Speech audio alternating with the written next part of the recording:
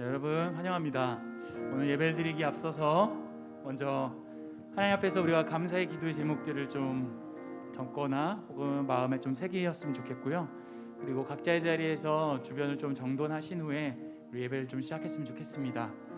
자, 이 시간에 시간을 드릴 테니까 한 주간의 삶을 돌아보면서 믿음으로 승리했던 감사의 열매와 또 한 주간의 삶을 돌아봤을 때 믿음으로 승리하지 못했던 회개의 열매들, 또 우리 속에 있는 마땅히 구해야 될 여러 가지 기도의 간구의 제목들을 좀 적어보는 시간 드릴 테니까요. 현장에 오신 여러분들도 적거나 메모하거나 혹은 마음속으로 조금 새겼으면 좋겠습니다. 그래서 오늘 예배 드릴 때 그냥 오늘 예배 드렸다, 해냈다, 했다 이렇게 하지 말고요.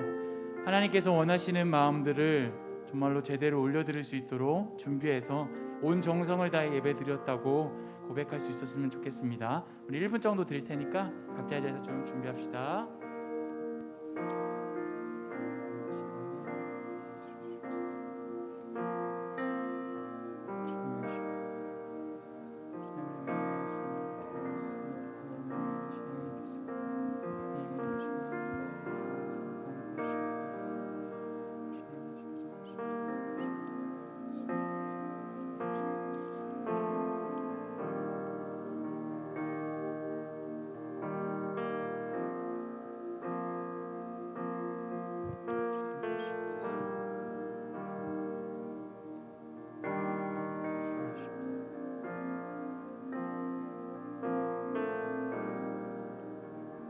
감사드리며 예수님의 이름으로 기도합니다. 아멘. 우리 다 함께 사도신경 고백하심으로 주일 예배 시작하도록 하겠습니다. 전능하사 천지를 만드신 하나님 아버지를 내가 믿사오며 그 외아들 우리 주 예수 그리스도를 믿사오니 이는 성령으로 잉태하사 동정녀 마리에게 나시고 본디오 빌라도에게 고난을 받으사 십자가에 못 박혀 죽으시고 장사한 지 사흘 만에 죽은 자 가운데서 다시 살아나시며 하늘에 오르사 전능하신 하나님 우편에 앉아 계시다가 저희로서 산자와 죽은 자를 심판하러 오시리라. 성령을 믿사오며 거룩한 공예와 성도가 서로 교통하는 것과 죄를 사하여 주시는 것과 몸이 다시 사는 것과 영원히 사는 것을 믿사옵나이다. 아멘. 우리 주님께 영광의 박수를 올립시다. 할렐루야. 아멘. 우리 박수 치면서 신나게 찬양했으면 좋겠습니다.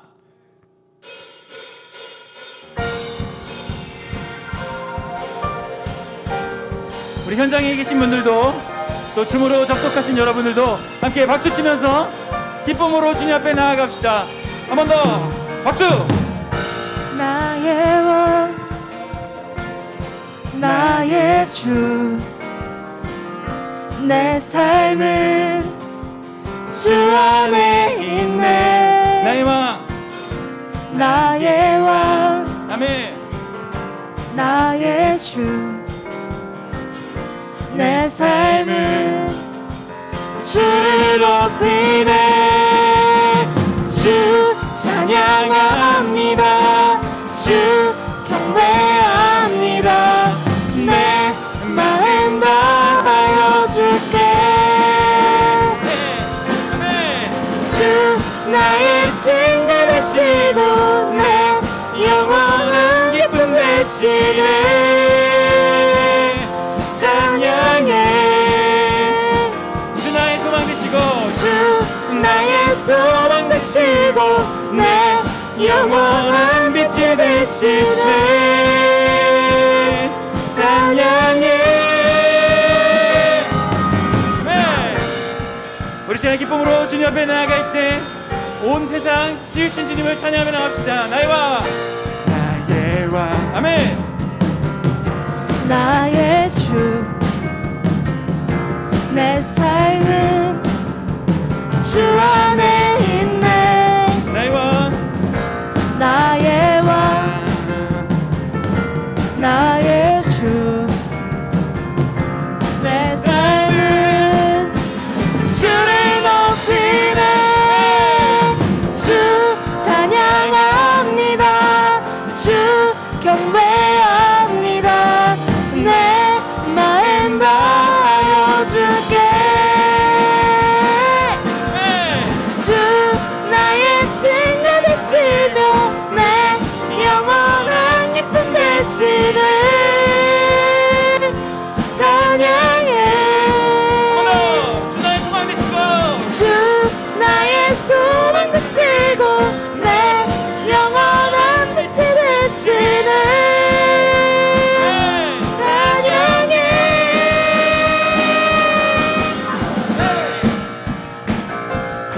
외치며 주님 앞에 기쁨으로 나가기 원합니다. 오늘 예배 가운데 살아계신 주님이 우리 예배의 주관자 되시길 소원하는 마음으로 힘껏 찬양하며 나갑시다. 주 찬양합니다. 주 찬양합니다. 아멘. 주 우리 모두 그 세대와 주님께 올려드리며 경배합니다. 찬양합시다. 내 마음 다하여 주께 한 번 더. 주 찬양합니다. 주 찬양합니다. 주 경배합니다. 내 마음 다하여 주께 주 나의 친구 되시고 내 영원한 기쁨 되시네. 찬양해. 한 번 더. 주 나의 소망 되시고 주 나의 소망 되시고 내 영원한 빛이 되시네. 찬양해. 하나님, 우리가 주님만을 바라보기 원합니다. 살아계신 주님께서 우리의 삶의 왕이 되어 주십시오. 나의 주인이 되어 주시옵소서. 우리 그 주님께 영광의 박수를 돌립시다. 할렐루야, 할렐루야. 살아계신 주님 찬양합니다.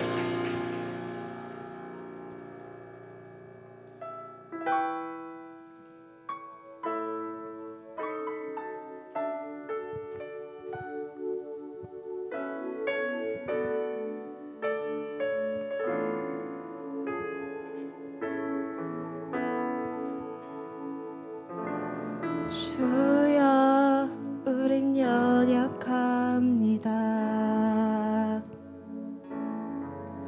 우린 오늘을 힘겨워합니다.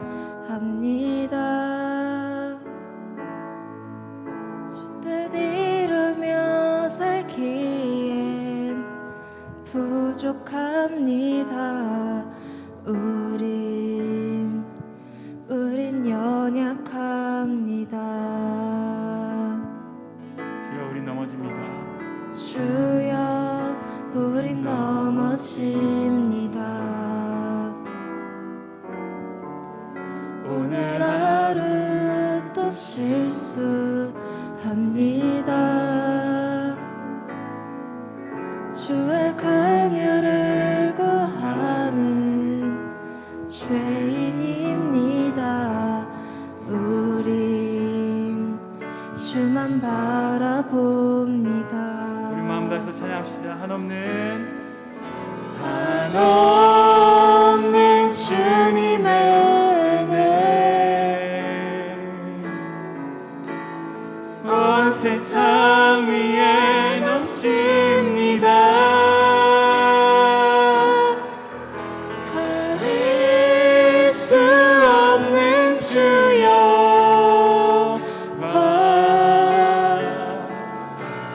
온 땅 위에 충만합니다.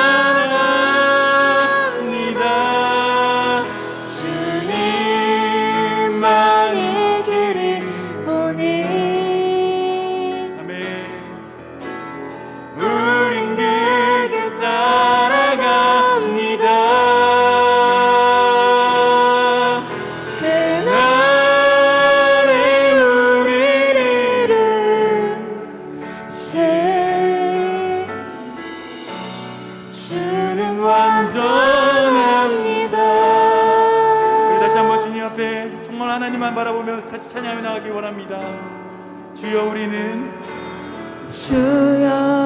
우린 연약합니다. 우리 입술을 열어 고백할 때 주께서 일하실 줄 믿습니다. 우린 오늘을 힘겨워 하나님, 내 있는 모습 그대로를 주님 앞에 나아갑니다. 아멘. 주 이루며 살기에 부족합니다. 우린 연약합니다. 주여, 우린 넘어집니다. 주님, 아멘. 주여 우린 넘어집니다.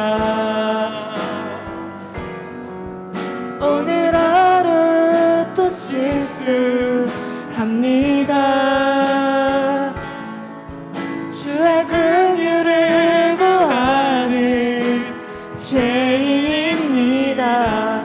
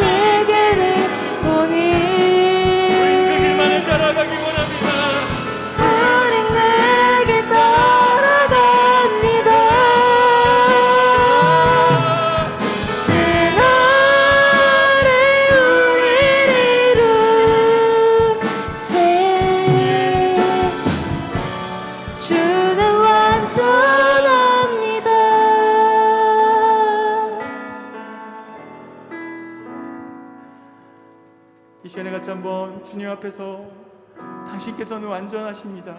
내가 넘어졌을 때 내 손을 붙잡아 주시는 분도 당신이시고, 혼자인 것 같아 넘어지고 낙심했을 때, 위를 쳐다봤을 때 그러함에도 나를 안고 계셨던 분은 당신뿐이셨습니다.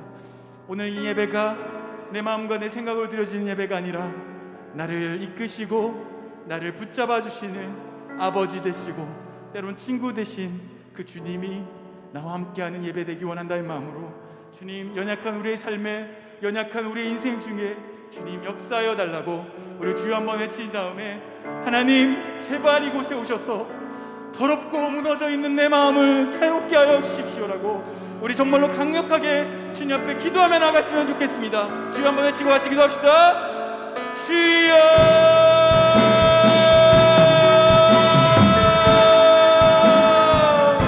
하나님, 우리의 여백과 정말 주님만 바라보는 예배 되길 원합니다. 하나님, 정말 하나님께서 역사하시는 그런 예배, 주님만을 바라보는 예배 되길 소원합니다. 하나님, 마음을 다하여 뜻을 다하여 주님 앞에 나갈 수 있게 인도하여 주시고, 마음을 다하고 주님 앞에서 기도하는 모든 이들에게 정말 주님만 바라보는 그런 예배 되길 소원합니다. 하나님, 우리가 무엇으로 주님 앞에 나갈 수 있겠습니까? 온전히 살아계신 하나님께서 예배 안에 능력이 되어주시고 함께하여 주옵소서. 하나님, 무엇보다도 원하는 것은 각자의 기도의 제목들과 각자 하나님 앞에 온전히 올려드려야 될 많은 인생의 길들이 있사오니, 하나님 모든 것들을 주님 앞에 올려드리게 인도하여 주십시오. 원하시는 일들이 주님 능력 가운데 설 수 있도록 주님이 인도하여 주시옵소서. 하나님,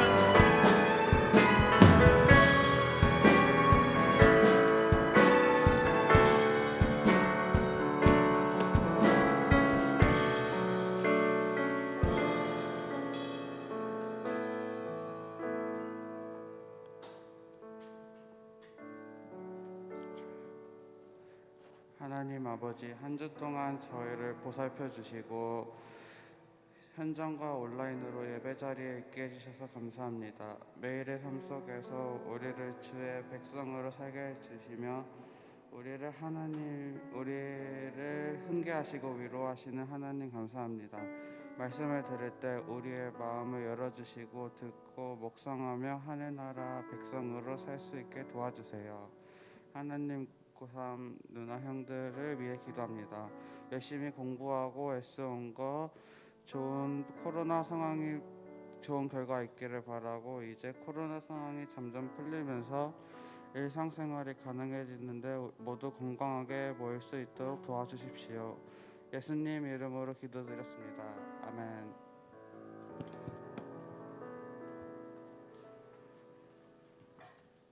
귀한 기도 감사합니다. 이 시간 헌금 드리시는 시간인데요. 현장에 있는 분들은 앞쪽 헌금함에 헌금 하시면 되겠고, 근데 지금 조금 인원이 많으니까 한 1분 동안 천천히 나와서 헌금 드리시면 좋겠습니다. 그리고 온라인으로 예배 드리시는 분들은 안내되는 계좌 확인하시고 함께 헌금 드려주시면 좋겠습니다. 헌금 드리시겠습니다.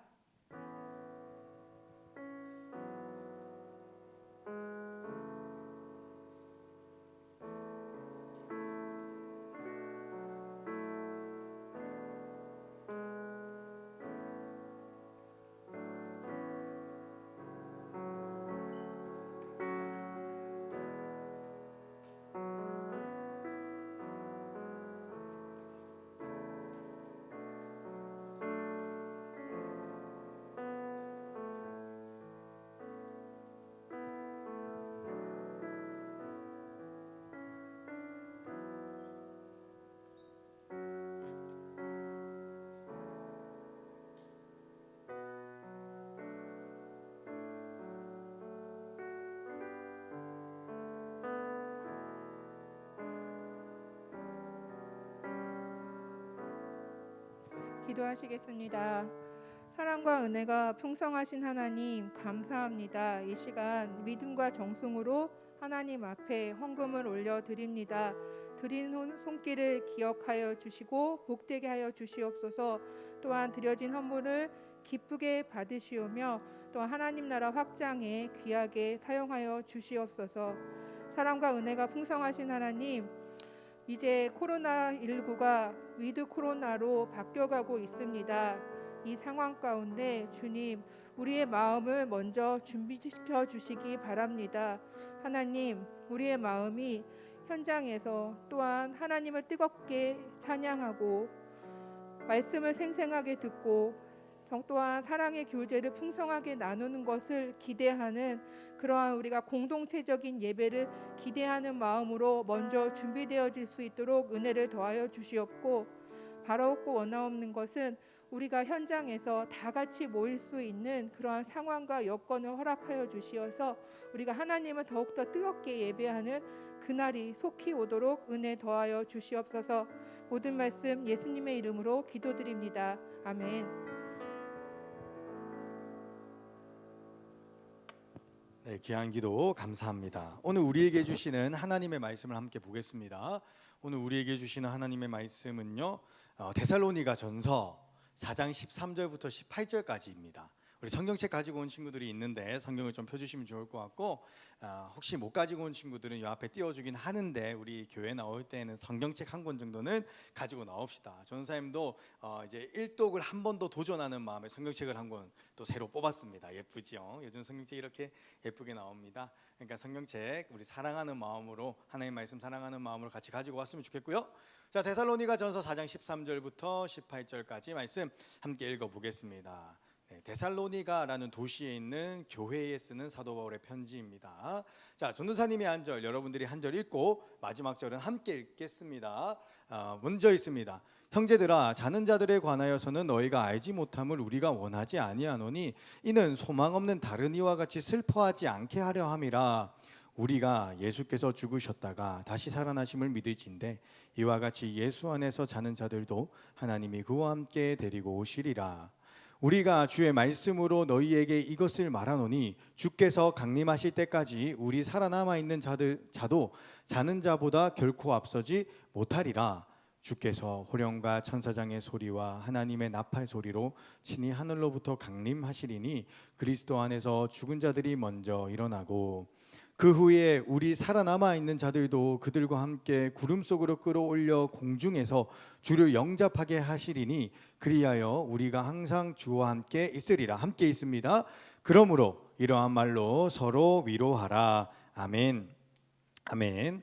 오늘 전도사님은 이 데살로니가 전서 4장 13절부터 18절 말씀을 통해 죽음은 현실이다라고 하는 조금은 살벌한 제목으로 하나님의 말씀을 전하려고 합니다. 전도사님은 이번 코로나19를 지나오면서 정말 분명하게 깨달은 사실 하나가 있습니다. 그게 뭐냐면은 죽음만큼이나 우리의 인생에 가까이 찾아와 있고 죽음만큼이나 현실적인 것은 없다라는 사실입니다. 백신을 접종하기 시작했잖아요. 전도사님은 1차로 아스트라제네카를 맞아가지고 아스트라제네카족인데 아스트라제네카를 맞고 난 다음에 너무 아픈 거예요. 그날 밤부터 막 고열이 시달리고 막 몸살 기운이 있고 막 허리가 얼마나 아픈지 몰라요. 허리가 막 땡기면서 엄청 아픈데 와 이거 이러다 죽겠다 싶었거든요. 그 다음날 겨우겨우 잠에 들고 다음날 아침에 일어나가지고 핸드폰을 열고 뉴스를 봤어요. 근데 기사 제목 딱 눈에 보이는 첫 번째 기사 제목이 뭔지 아십니까?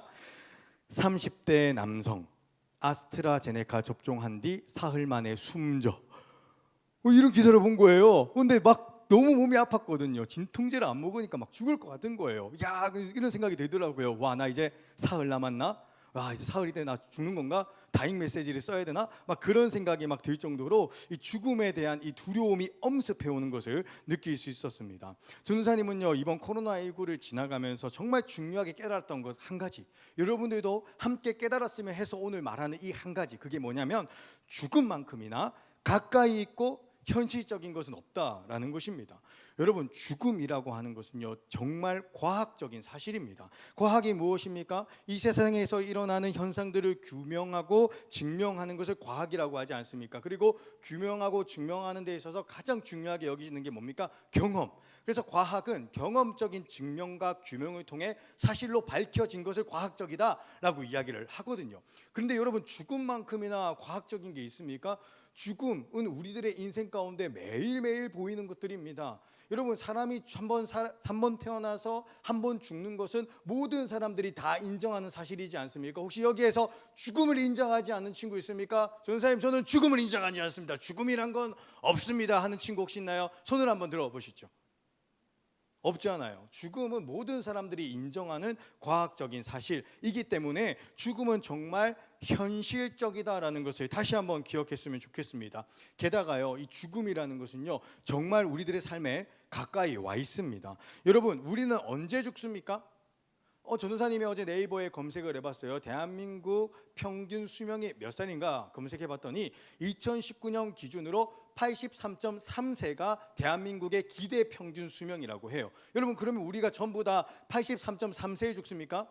전도사님이 지금 31.6세인데 그 정도 됐죠? 36.3세구나. 31.3세인데 그럼 전도사님은 이제 50년 있다 죽는 거예요? 그렇지 않습니다. 여러분들도 아시잖아요. 죽는 거, 태어나는 데에 순서는 있어도 가는 데에는 순서가 없다라는 말 여러분 잘 아시죠?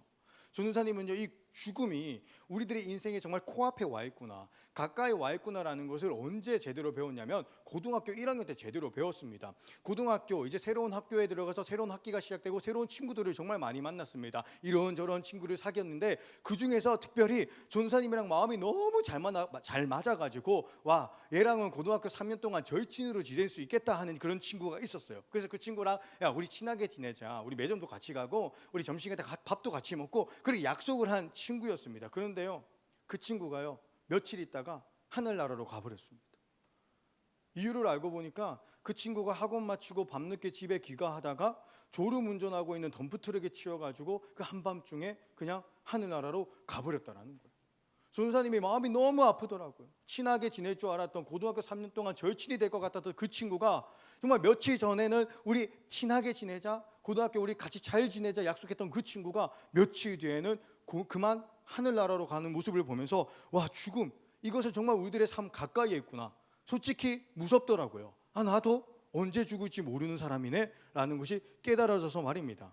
여러분, 이렇게나 죽음은요 너무나도 현실적이고 또 죽음만큼이나 가까이 있는 것도 없기 때문에 사람들은요 수많은 역사들을 지나오면서 죽음에 대해서 규명을 하려고 했습니다. 죽음의 실체는 무엇인가? 죽음 이후에는 어떤 일들이 일어나는가에 대해서 사람들은 계속 어떤 것들을 규명하고 확정짓고자 노력을 했습니다. 그래서 나온 철학이 있는데 죽음 이후에 있는 것에 대한 철학을 뭐라고 이야기를 하냐면 따라할까요? 내세관. 처음 듣는 말인가? 다시 한번 따라해봅시다. 내세관.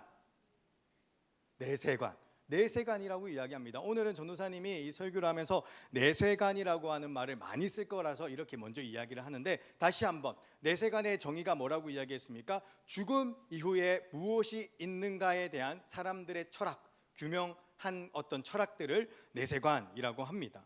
여러분, 오늘 우리가 데살로니가서라고 하는 성경을 읽었습니다.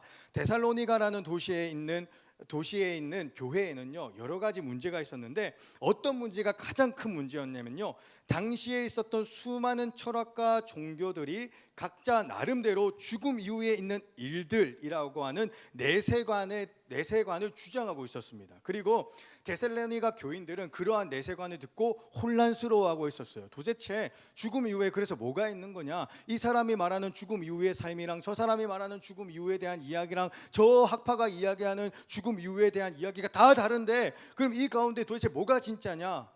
라고 하는 그런 혼란스러운 마음이 있었다라는 것입니다. 그래서 사도 바울이 펜을 잡습니다.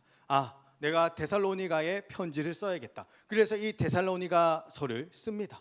데살로니가서를 쓸 때에 사도 바울이 특별히 힘주면서 썼던 게 뭐냐면은 사람이 죽은 다음에 어떤 일이 있는가에 대해서 분명하게 성령님의 감동하심을 받아서 적었다라는 것입니다. 여러분, 데살로니가 전서는 사도 바울이 쓴 편지이긴 하지만 성령의 감동을 통해서 쓰여진 것이기 때문에 데살로니가 전서는 곧 하나님의 말씀입니다.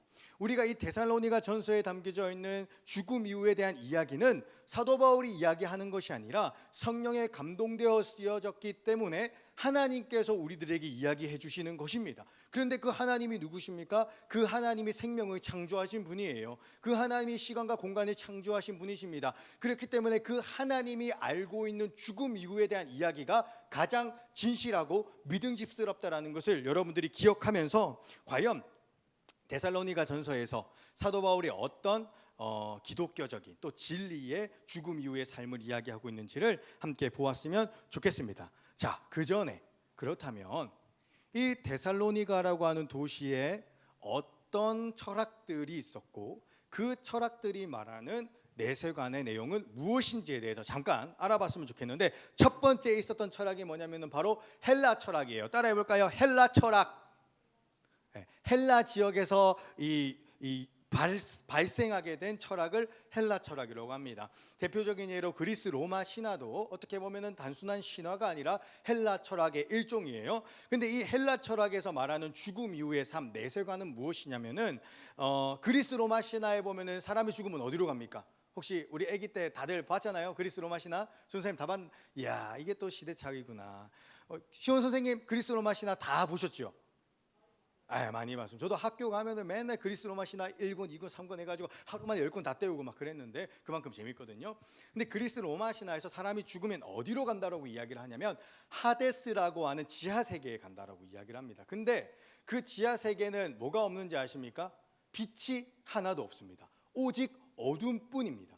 그래서 헬라 철학에서 사람들은 뭐라고 생각을 했냐면은 사람이 죽으면 오직 칠흑 같은 어둠 속에서 평생 계속해서 슬퍼하고 울 뿐이다라고만 생각을 했어요. 그러니까 죽음은 굉장히 슬프고 우울하고 어둠밖에 없는 실체라고 생각을 했다라는 것입니다. 자, 두 번째, 스토아 철학자들이 내세관, 사람이 죽으면 어떻게 되는지에 대해서 이야기를 한 것이 또 있습니다.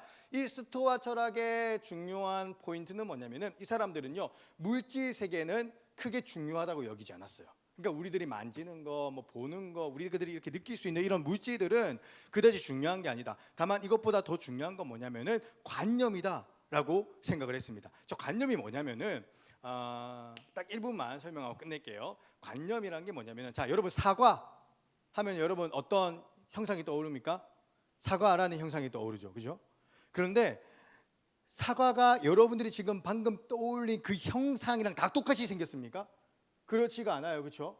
사과의 색깔이 다르고 사과의 모양이 다르고 사과의 크기가 다릅니다. 사과는 각자 나름대로 다 다른 점들과 씨의 배열과 크기와 그런 것들이 다 다릅니다. 물질계에 있는 사과들은. 그런데 우리는 그 사과라고 이야기를 할 때에 공통적으로 생각하게 되어지는 어떤 개념 하나가 있잖아요. 요걸 갖다가 스토아 철학자들은 관념이라고 했고, 이러한 관념의 세계가 진실한 세계다라고 믿었어요. 그래서 이 스토아 철학자들은 물질 세계를 하찮게 여겼고 관념이라는 세계를 굉장히 중요하게 여겼는데, 자, 자세한 거는 좀 중략을 하고, 근데 이 사람들은 사람이 죽으면 어떻게 생각했냐면은, 여러분 사람이 뭡니까? 결국 지금 육체라고 하는 물질 속에 있지 않습니까? 그래서 사람이 죽으면 육체는 사라지고 사람의 영혼이라고 하는 것이 어떤 절대적인 관념, 굉장히 크고 넓은 절대적인 관념이 있는데 그 관념의 일부분으로 들어간다라고 생각을 했어요. 그러니까 예를 들자면 여러분 나무가 있죠. 나무는 나무 한 그루, 요게 나무의 온전한 존재이고 실체죠, 그렇죠? 그러면 나무에 있어서 나뭇잎은 뭡니까?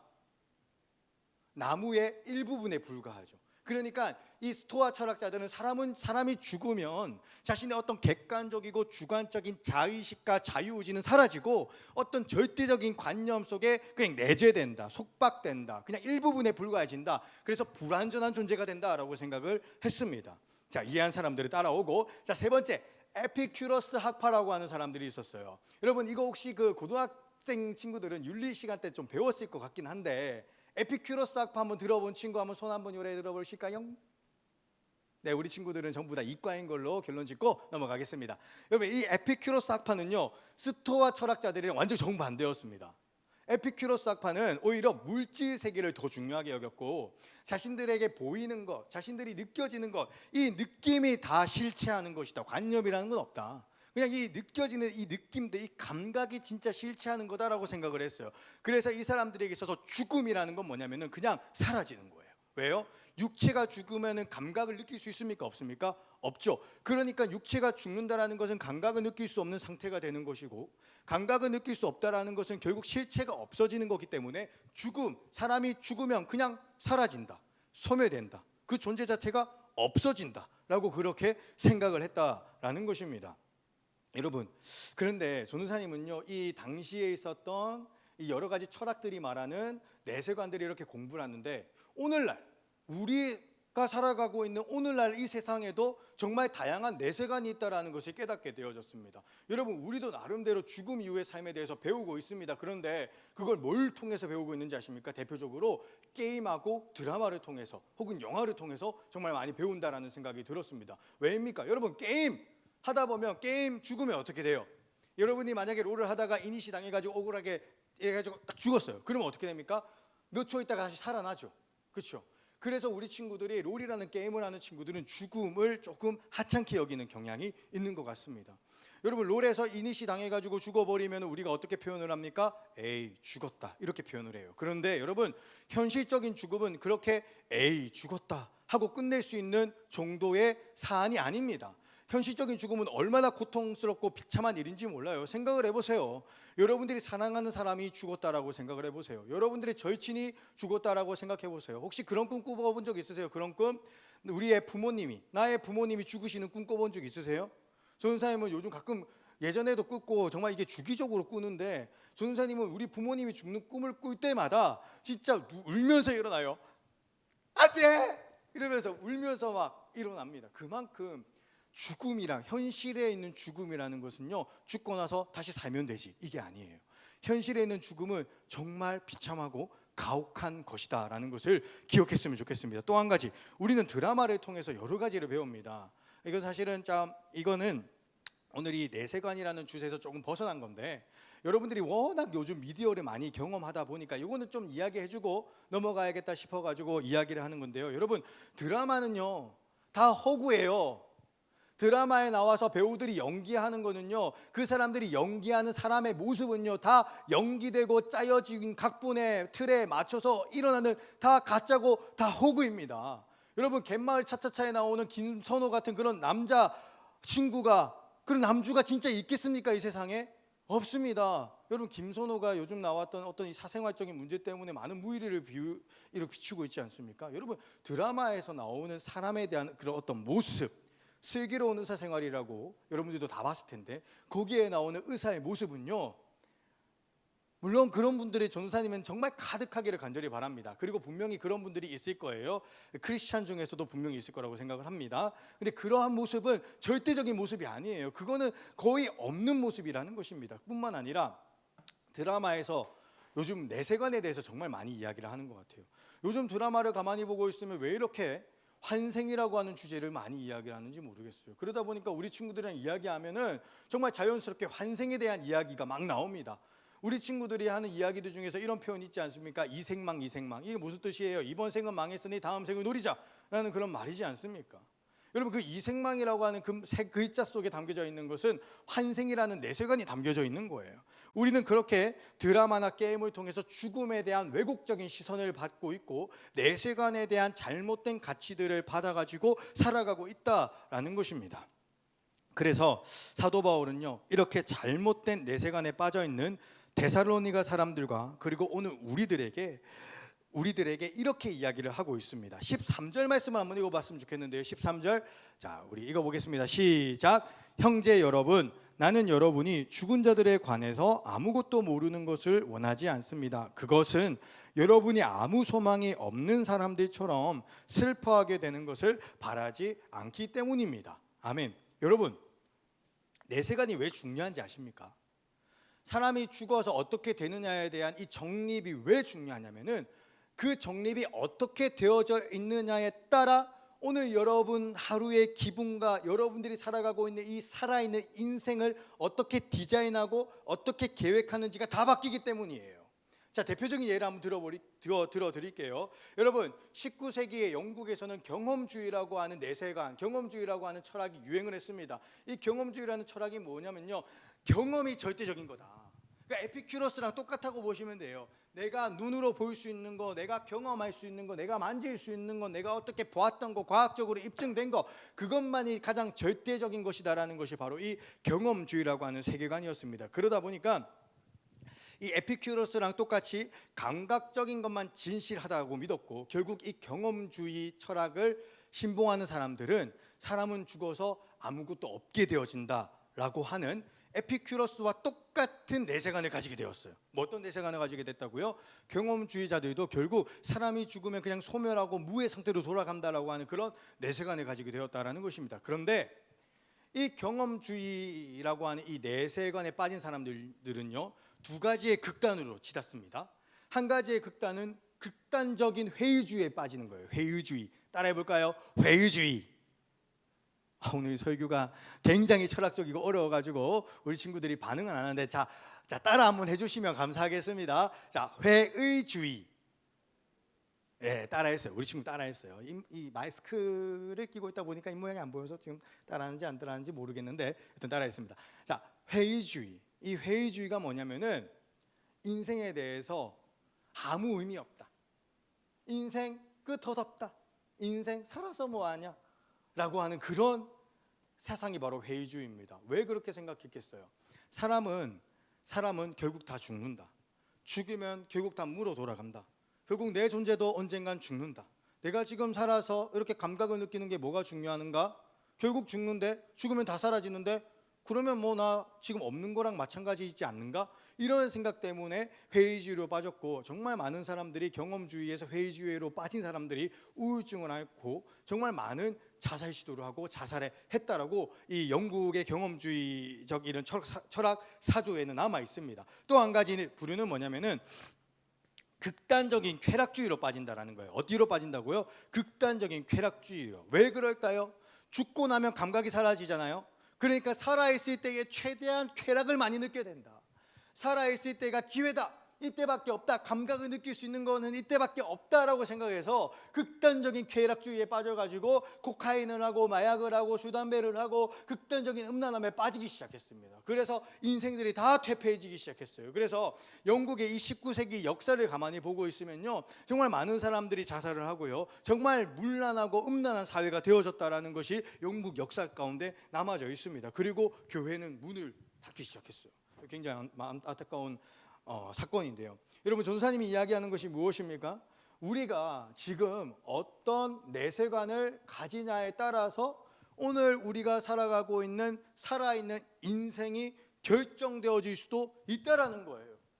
그러니까 여러분들은 오늘 이 시간 뭘 탑재를 해야 되냐면은 하나님께서 말씀하시는 진리의 내세관, 창조주 하나님께서 말씀하시기에 가장 신뢰할 수 있는 이 진리의 내세관이 여러분들의 생각 가운데 탑재되어져 있어야 여러분들이 지금 지나가고 있는 이 청소년기를 제대로 디자인할 수 있고, 이 청소년기를 지나서 청년기, 여러분들의 한평생을 제대로 계획하고 제대로 된 비전을 가지고 있을 수 있고 제대로 꿈꿀 수 있게 되어진다는 것입니다. 오늘 여러분들이 진짜 진리의 내세관이 여러분들의 심령 가운데에 탑재될 수 있기를 간절히 기도합니다. 자, 그러면 성경에서 기록되어져 있고, 그래서 세상을 창조하신 하나님께서 우리에게 가르쳐 주시는 죽음 이후의 진실이 뭔지에 대해서 오늘 이 데살로니가 4장 14절 말씀을 통해 한번 알아봤으면 좋겠는데요.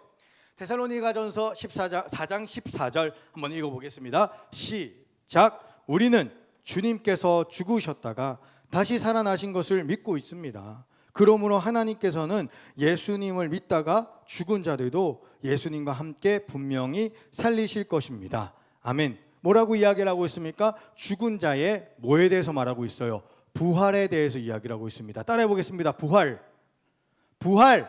큰 소리로 한번 따라해 보겠습니다. 큰 소리로 부활. 네, 우리 부활 규현이 너무 좋아요. 부활에 대해서 이야기를 하고 있습니다. 아, 전도사님, 부활이요?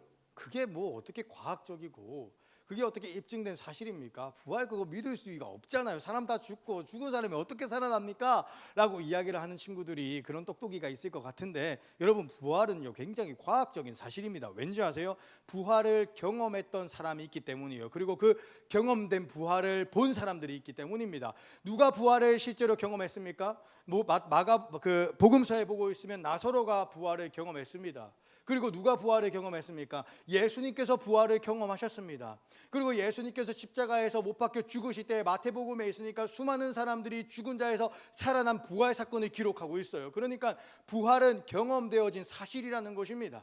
그리고 이 부활, 경험된 부활을 본 사람들이 얼마나 많은지 몰라요. 제자들 500명이 넘는 제자들이 그 부활하신 예수님을 만났습니다. 분명히 십자가에서 죽으셨다가 분명히 장사되고 무덤 가운데 계셨던 그 예수님께서 자신들을 찾아오시고 부활하신 모습을 보여준 그 모습을 본 사람이 얼마나 많은지 모릅니다. 어떤 친구들은 이야기할 것 같아요. 전사님, 그거야 제자들끼리 그냥 짜고 친 고수톱 아니겠습니까? 이야기할 수 있는데 그렇지 않습니다. 여러분, 짜고 친 고수톱 때문에 죽는 사람이 있습니까? 없어요.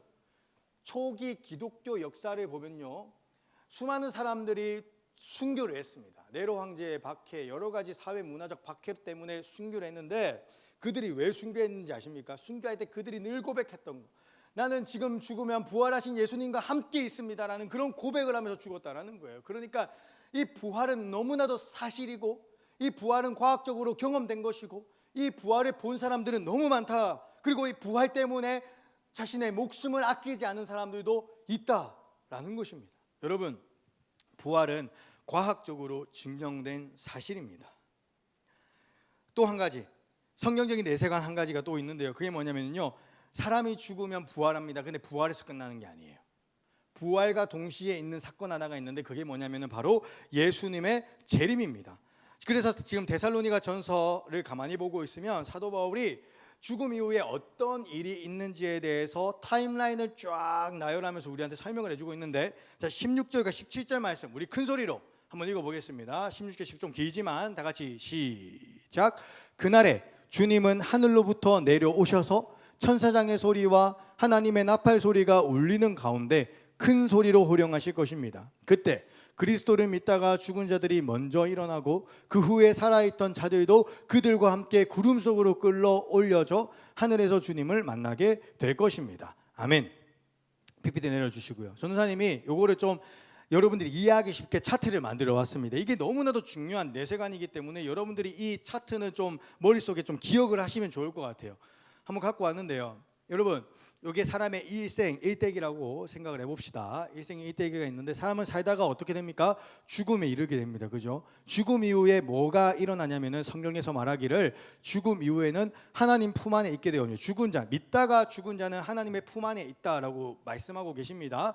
복음서에 보고 있으면은 이제 거지 나사로가 죽어서 하나님의 품 안에 있는 모습이 그려지고 있어요. 그렇기 때문에 사람이 일단 1차적으로 육체적으로 죽으면 믿는 사람들은 하나님의 품 안에 거하게 되어집니다. 그 다음에 어떤 일이 있냐면은 예수님께서 재림하십니다. 다시 이 땅에 오세요. 예수님께 재림하시 그 다음에는 어떤 일이 있냐면은 먼저 죽은 자들이 부활합니다. 여기에서 이 죽은 자는 믿다가 죽은 자도 포함되지만 믿지 않다가 죽은 자들도 포함됩니다. 그러니까 모든 죽은 자들이 부활하게 되어집니다. 예수님께서 재림하셨을 때에 모든 죽은 자들이 부활하게 되어지고, 그 다음에 어떤 일이 있냐면은 산자와 죽은 자들이 심판받게 돼요. 자, 그러니까 예수님께서 언제 재림하실지 모르겠지만, 예를 들면 지금 전도사님 설교 끝나고 예수님 재림하신다고 생각을 해봅시다.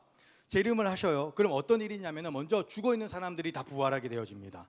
믿는 사람이든 믿지 않는 사람들은 일단 부활하게 되어집니다. 일단 부활을 하게 되어지고, 그 다음에 어떤 일이 있냐면 우리는 아직 안 죽었잖아요. 그리고 우리는 아직 안 죽었잖아요. 이 산자와 죽은 사람들이 심판을 받게 되어지는데, 예수님의 흰색 보좌 앞에서 심판을 받게 되어지는 그 모습이 요한계시록에 그려져 있습니다. 거기에서 무엇을 심판하냐면 딱 한 가지 기준으로 사람을 나눠요. 그러니까 딱 한 가지 기준이 뭐냐면은 네가 얼마나 착하게 살았니, 네가 얼마나 많은 기부를 했니, 네가 얼마나 많은 선행을 했니가 아니라 딱 한 가지 기준으로 어떤 사람은 천국에 가게 되어지고 어떤 사람은 영원한 죽음 가운데 거하게 되어지는데, 그 딱 한 가지 기준이 뭐냐면은 바로 믿음이에요. 믿음.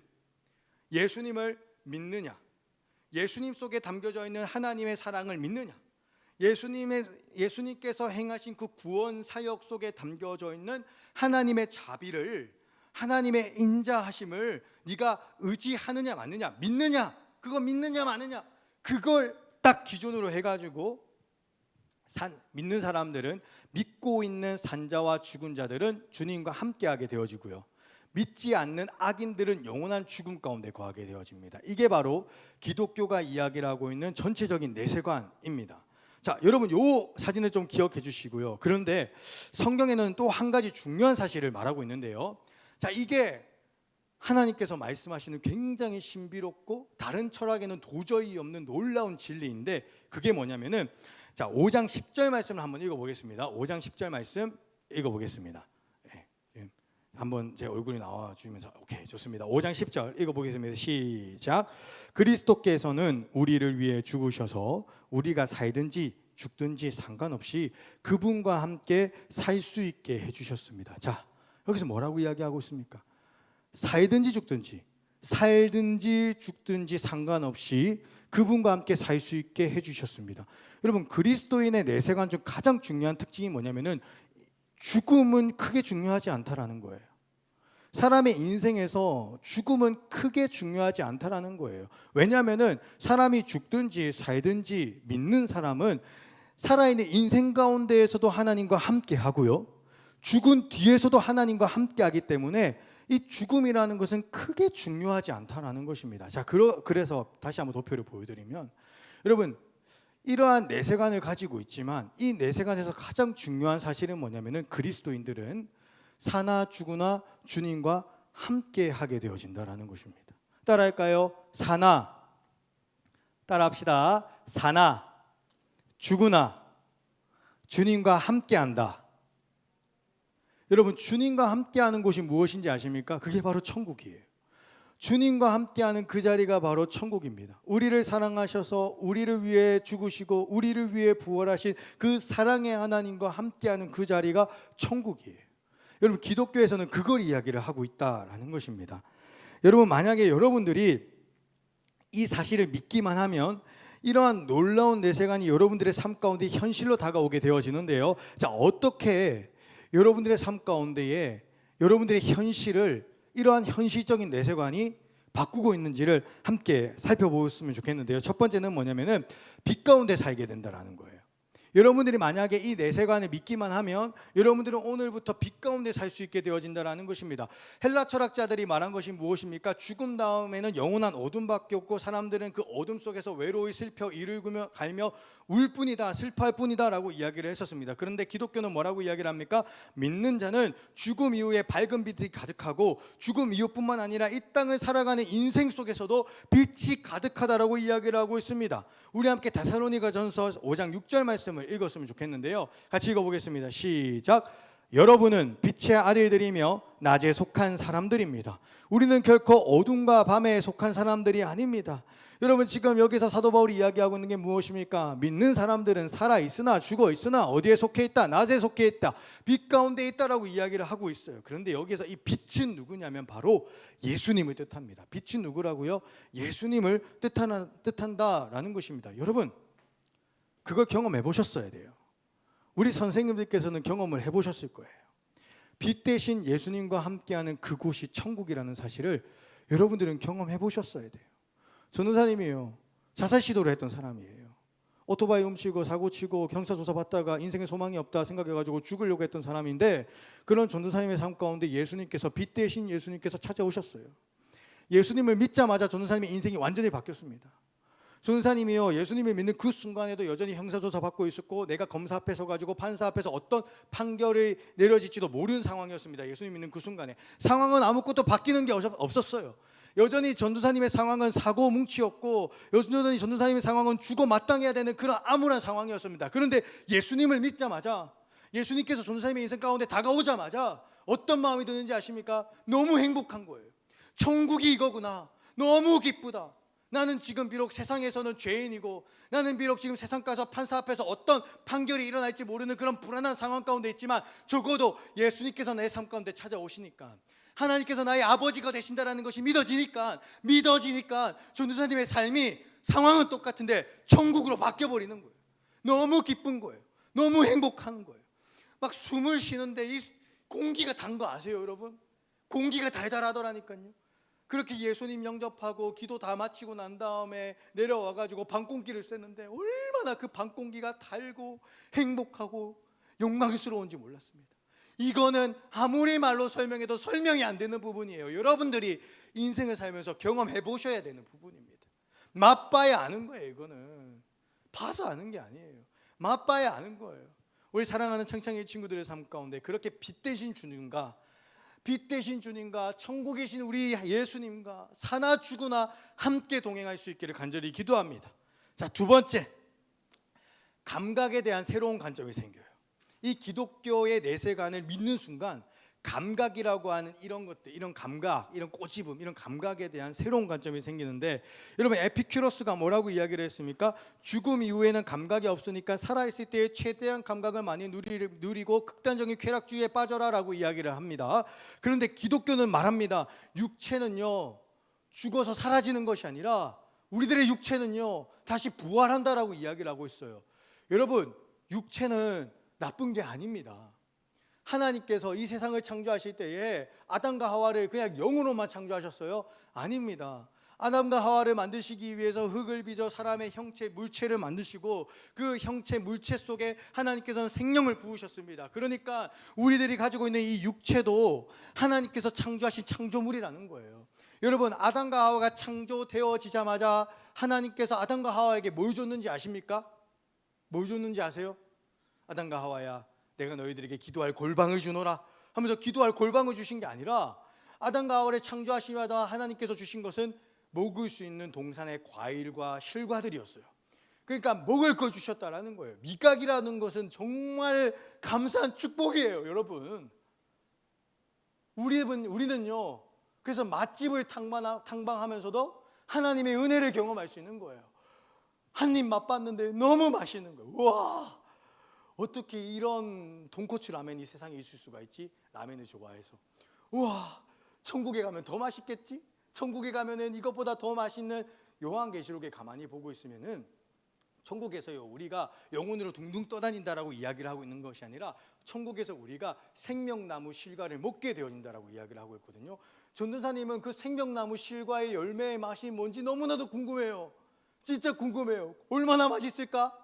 여러분, 감각이라는 것은 우리가 살고 있는 이 땅에서만 유한한 것이 아닙니다. 여러분, 죽어서 부활한 뒤에 그 부활체를 가지고 모든 죄성이 다 사라진 상태에서 온전한 부활체를 가지고 온전한 감각을 가지고 하나님께서 주시는 온전한 감각의 기쁨들을 누릴 수 있다는 거예요.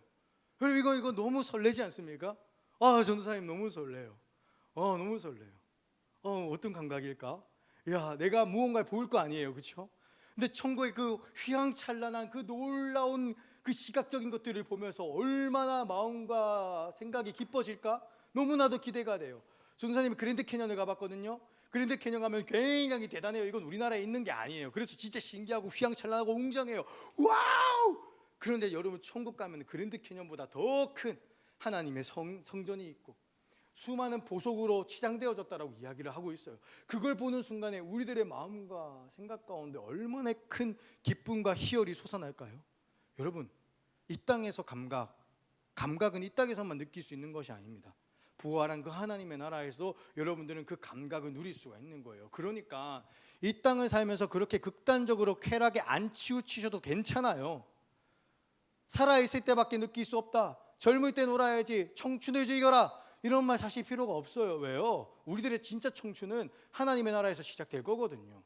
우리들이 진짜 느끼는 진짜 황홀한 감각들은 이 땅에서가 아니라 하나님 나라에서 느끼게 될 거거든요. 그러니까 여러분, 이 땅에서 너무 감각적으로 안 빠지셔도 괜찮다라는 것을 기억했으면 좋겠습니다. 마지막, 가장 중요한 것인데요, 이러한 이 죽음 이후에 있는 이 내세관을 믿게 되어지면, 받아들여지게 되어지면 여러분들이 오늘 인생을 살아갈 때 가장 중요한 과업이 바뀌게 되어집니다.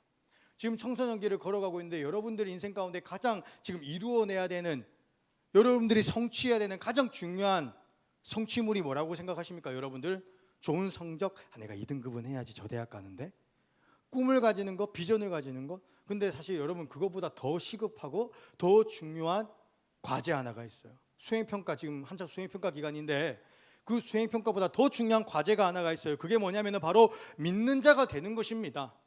여러분, 믿지 않으면요, 아까도 다시 보여드리겠지만 믿지 않으면요 영원한 죽음 가운데 빠지는 거예요. 여러분, 그런데 우리가 전도사님 방금도 이야기했잖아요. 죽음은요 언제 우리에게 다가올지 모르는 거예요. 죽음은 정말 우리들의 삶 가운데 가까이 있기 때문에 언제 죽을지 모른다는 것 때문에 굉장히 무섭고요.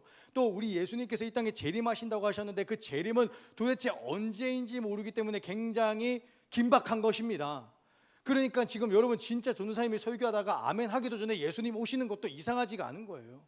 예수님께서 오실 때는 정말 언제 오실지 모르고 여러분들에게 죽음이라는 것도 언제 찾아올지 모르는데, 여러분, 그렇기 때문에 지금 여러분들의 인생 가운데 가장 시급한 숙제가 무엇입니까? 믿는 거예요. 예수님을 믿는 거예요. 예수님을 믿어야 그 죽음 이후에서의 그 심판 가운데에서 여러분들은 영원한 생명을 얻게 되어질 것입니다. 여러분들이 지금 믿어야 예수님께서 재림하신 그 이후에 있는 그 심판대 가운데에서 영원한 생명 가운데로 나아갈 수 있게 되어지는 거예요. 여러분, 지금 여러분들이 예수님을 믿는 것만큼이나 시급하고 긴박한 숙제는 따로 없습니다. 에이, 전도사님 중간고사만 마치고 좀 믿을게요. 마쳤지? 수행평가만 다 하고 믿을게요. 그런 거 없어요. 대학 가서 믿을게요. 좋은 취직 해가지고 믿을게요. 제가 어느 정도 돈 한 딱 10억만 벌어놓고 믿을게요. 그런 거 없어요. 그런 거 되기도 전에 예수님 오시면 어떡할 거예요? 여러분 죽으면 어떡할 거예요? 지금 가장 시급하고 긴박한 숙제는 우리가 오늘 이 시간 예수님을 믿는 거예요. 믿는 거. 그게 제일 중요해요. 그게 제일 중요해요. 전도사님은 너무 무서워요. 나중에 언제 전도사님 죽을지도 모르고 주님 언제 오실지도 모르는데 주님 다 와가지고 전도사님 천국 가요. 천국 갔는데 안 보여요, 애들이. 내가 설교했는데 왜 걔네들 없지? 걔네들 어디 있지? 나 이럴까봐 나 너무 무서워. 너무 무서워요. 여러분, 믿읍시다. 믿음은요, 예수님을 믿는다는 이 숙제는요, 뒤로 미뤄둘 숙제가 아니에요. 믿읍시다. 이제 말씀을 마무리하겠습니다. 여러분에게 오늘 마지막으로 한 가지 도전하면서 설교를 마치겠습니다. 믿으십시오. 모든 인생에게 있어서 가장 중요한 과업은 믿는 자가 되는 것입니다. 좋은 대학 가는 것이, 인생을 설계하는 것이, 꿈을 가지는 것이 청소년기의 가장 중요한 과업이 아닙니다. 믿는 자가 되어져서 청년이 되어서 좋은 직장 가지고 나의 꿈을 이루는 것보다 더 중요한 것은 믿는 자가 된다라는 사실을 기억하시면서 우리 함께 이 시간 오늘 믿는 자가 됩시다. 기도했으면 좋겠습니다. 우리 함께 이 시간 기도했으면 좋겠어요. 오늘 전사님이 설교한 것 중에서 딴 거 다 까먹어도 괜찮습니다. 뭐 에피큐로스니, 스토어니, 뭐 헬라 철학이니 이런 거 기억 하나도 안 해도 괜찮아요. 근데 딱 한 가지 제일 중요하게 기억해야 되는 거, 그리고 오늘 기도해야 되는 거. 주님, 저에게 오늘 믿음을 주시옵소서. 믿음 주셔서 내가 지금 당장 죽어도, 예수님 지금 당장 오셔도 내가 천국으로 들어가는 천국 백성 되게 하여 주시옵소서. 내가 오늘부터 믿는 그 순간부터 예수님과 함께 동행하게 되어지고, 믿는 그 순간부터 천국을 누릴 수 있게 해주신다고 하셨는데, 주님, 내 인생이 지옥과 같거든요. 주님, 내 인생에 도저히 만족함이 없거든요. 주님, 내 인생에 불만이 가득하고 너무 바쁘고 너무 힘들고 너무 괴롭고 너무 외롭거든요. 주님, 내가 오늘 믿어서 그러한 안쓰럽고 안타깝고 아픈 마음들 다 사라지게 하여 주시고, 오늘부터 내 인생에 주의 천국이 다가오게 하여 주시옵소서. 오늘 내가 믿는 자 되게 하여 주시옵소서. 그런 마음 가지고 주여 한번 부르시고 기도하며 나아갑시다. 주여, 사랑의 하나님, 우리가 믿는 자가 되어야 됩니다. 믿는 것은 미룰 숙제가 아닙니다. 믿는 것은 나중에 하지만 그게 되는 것이 아닙니다. 아버지 하나님, 우리는 오늘 이 시간 예배 마치고 돌아가다가 죽을 수도 있고, 예수님께서 우리들의 인생 가운데 언제 다가올지도 모릅니다. 믿는 자가 되어야 됩니다. 믿는 자가 되어 주 앞에 서게 해주시고, 믿는 자가 되어 하나님과 동행하게 해주시고, 믿는 자가 되어 천국을 누리며 나아가는 우리 짱짱이 친구들에게 하여 주시옵소서. 우리 아이들 천국에서 만나기 전에 이 땅에서 함께 살며 이 땅에서 같이 천국을 누리게 하여 주시옵소서. 함께 말씀 듣고 함께 기도하고 함께 찬양하면서 함께 천국을 누리고 함께 천국의 기쁨을 나누고 함께 천국의 소통을 하면서 그렇게 우리 아이들과 함께 살아갈 수 있도록 주님 은혜를 더하여 주시기를 간절히 기도하고 소나오니, 아버지, 오늘 이 시간 우리 아이들의 심령 가운데 믿음을 할례 없이 부어주셔서 아버지, 우리 아이들 모두 다 믿고 그리스도 예수로 인하여 구원을 받아 하나님의 자녀로 살아갈 수 있도록 주님 은혜를 더하여 주시옵소서. 여러분, 믿는다는 것은 무엇을 믿는 것입니까? 하나님의 자비를 믿는 것입니다. 하나님께서 왜 우리에게 자비를 부어주셔야 됩니까? 우리가 죄인이기 때문입니다. 그래서 믿는다라는 고백을 하는 그 순간 동시에 일어나는 고백이 뭐냐면은 나는 죄인입니다라는 고백이 일어나요. 여러분, 우리 죄인이지 않습니까? 우리 진짜 연약하지 않습니까? 말과 생각과 입으로 죄를 짓고 사람을 죽이는 존재들이지 않습니까? 살기가 가득하고 맨날 이기적이어서 나밖에 생각하지 않는 그런 죄인이지 않습니까? 여러분, 우리 같은 이런 죄인에게 필요한 것은 예수 그리스도의 십자가의 죄 사함의 은혜요 축복입니다. 그 예수 그리스도의 십자가를 믿는 사람은 그러한 죄 사함의 은혜와 축복이 그의 것이 되어진다라고 말씀하셨습니다. 그렇게 우리의 죄 사함이 일어나게 되어지면 그때부터 우리 하나님과 동행하고 그때부터 하나님과 동행하여 하나님과 함께 천국을 누리게 되어지는 것입니다. 그러니 우리가 오늘 이 시간 고백해야 되는 것, 주님, 나는 죄인입니다. 죄인인 내가 하나님의 자비만 의지할 뿐입니다. 죄인인 나는 예수님의 십자가만 바라보고 믿을 뿐입니다. 그 십자가만이 나의 죄를 사할 수 있고 그 십자가만이 나를 살릴 수 있습니다. 그러한 고백이 오늘 이 시간 함께 나와야 되는 거예요. 기도합시다. 주님, 나는 죄인입니다. 죄인인 나를 구원하여 주시옵소서. 예수 그리스도의 십자가를 믿습니다. 나와 함께 동행하여 주시옵소서. 그런 마음 가지고 주여 한번 부르시고 기도하며 나아갑시다. 주여, 사랑의 하나님 아버지, 은혜 고맙고 감사합니다. 아버지, 나는 죄인입니다. 죄인인 나는 예수 그리스도의 십자가가 너무나도 필요합니다. 믿음으로 우리는 그 십자가의 은혜를 누릴 수 있습니다. 믿습니다. 하나님께서 이 죄인인 나를 살리시기 위해서 이 땅에 오셨다는 사실과 하나님께서 이 죄인의 죄를 사하시기 위하여 십자가를 지시고 못 박혀 죽으셨다는 사실과 이 죄인을 살리시고 이 죄인을 함께 하시기 위하여서 부활하셨다는 사실을 믿습니다. 믿음으로 나아갑니다. 그 사실을 믿습니다. 아버지, 믿음으로 하나님의 자비만 의지하고 하나님의 인애만을 붙듭니다. 아버지, 우리 아이들 모든 심령 가운데에 그렇게 믿음의 도가 있을 수 있도록 오늘 이 시간 우리 아이들 심령마다 성령 하나님 찾아가 주셔서 우리 아이들의 부족한 믿음, 저의 부족한 믿음을 도우시고 믿음이 있게 하여 주시고 믿음이 강하여질 수 있도록 주님 은혜를 더하여 주시옵소서. 하나님 역사하여 주시옵소서. 우리 이 시간 마지막으로 기도할 것은 여러분들의 간절한 기도 제목을 가지고 하나님 앞에 나아갔으면 좋겠습니다. 여러분, 간절한 기도 제목을 가지고 기도하다 보면 하나님께서 여러분들의 기도를 이끄시고 그 이끄심 가운데 여러분들에게 믿음을 주실 줄을 믿습니다. 우리 함께 이 시간 여러분들의 심령 가운데 있는 삶 가운데 있는 여러 가지 기도 제목들 가지고 하나님 앞에 간절히 구하며 나아가는 시간 가지겠습니다. 이 시간 주여 한번 부르시고 함께 기도하시겠습니다. 주여,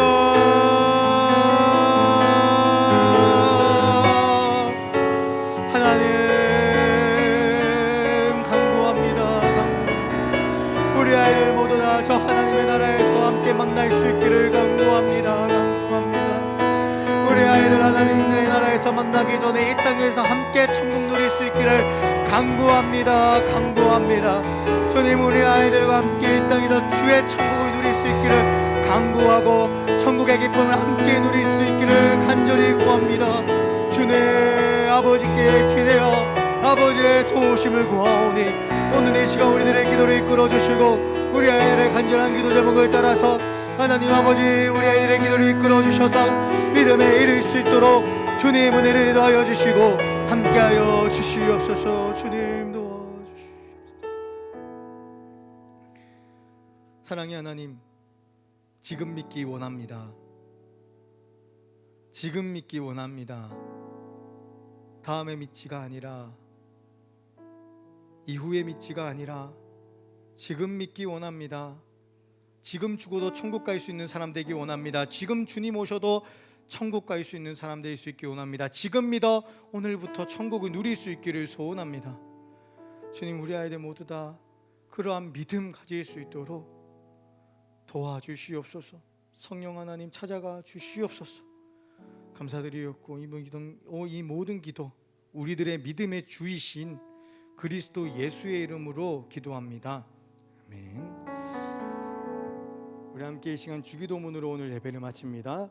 하늘에 계신 우리 아버지여, 이름이 거룩히 여김을 받으시오며 나라의 임하시오며 뜻이 하늘에서 이루어진 것 같이 땅에서도 이루어지리다. 오늘날 우리에게 일용할 양식을 주옵시고 우리가 우리에게 죄 지은 자를 사하여 준 것 같이 우리 죄를 사하여 주옵시고 우리를 시험에 들게 하지 마옵시며 다만 악에서 구하옵소서. 대개 나라와 권세와 영광이 아버지께 영원히 있사옵나이다. 아멘.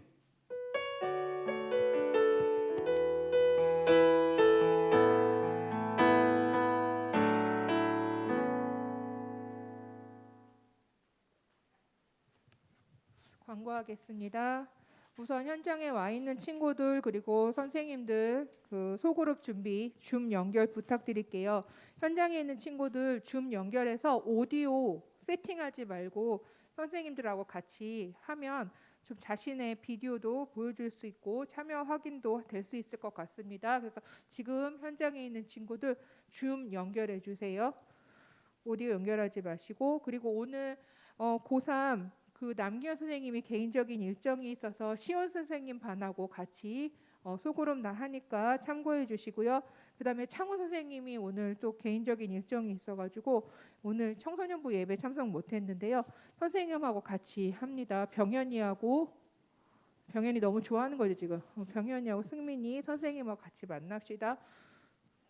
그럴 수가 없습니다. 그리고 오늘 현장 친구 애들 많이 왔는데 강준이 뭐 찬우 오랜만에 너무너무 만나서 반갑고 또 다른 친구들 얼굴도 많이 보게 돼서 너무 반갑습니다.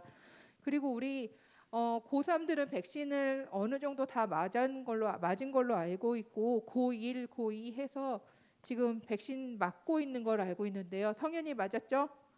좀 팔이 많이 아프지? 선생님이 백신의 이상 반응은 없고 유익만 많을 수 있게 기도하고 있습니다. 우리 친구들 백신 잘 맞도록 하시고 또한 그 맞는지 여부에 대해서는 또 부모님하고 충분히 상의하고 맞을 줄 알고 있습니다. 선생님 계속 기도하고 있을게요.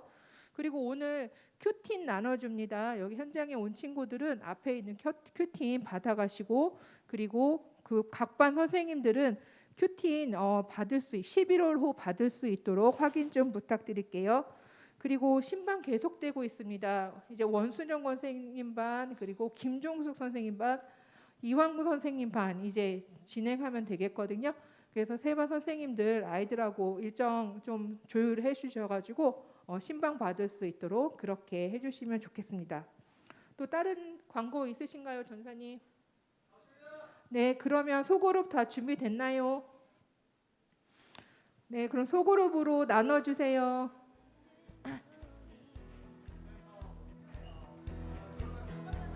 내가 줄